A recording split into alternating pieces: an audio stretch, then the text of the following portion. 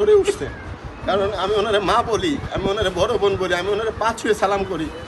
আমি এমন কোনো জিনিস চাইছি দেয় নাই, এমন ইতিহাস হেলেনা জাহাঙ্গীরের ডায়েরিতে নাই। যখন যা বলছি, একটা যখন ফিল্মে আমি প্রস্টিটিউট বলবো, সেই মেয়েটা আমাদের সম্পর্কের মধ্যে বসে ওনাকে আমার বাগান বাড়িতে যেয়ে থাকে। আমার বাগান বাড়ি কতটুকু রেস্ট্রিকশন আপনারা সবাই যাই দেখে আসেন, আপনাদেরকে অনুরোধ করবো আপনারা দেখে আসেন।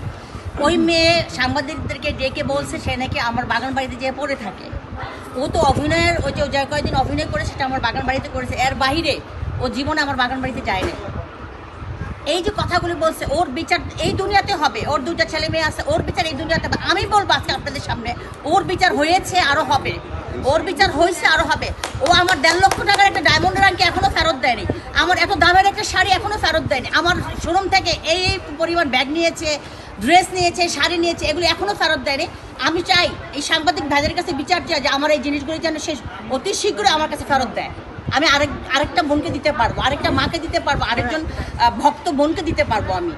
কারণ আমি তো দিয়েছিলাম ভালোবেসে, সে তো সেই ভালোবাসার মর্যাদা রাখেনি।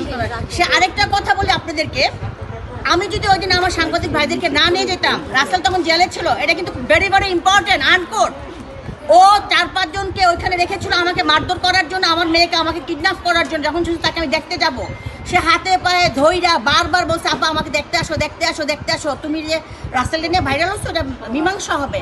ও আমাকে এমনভাবে বলছে, আমি প্রায় 7,000 টাকা 7,500 টাকার ফল প্রুফ নিয়ে ওর বাসায় গেছি।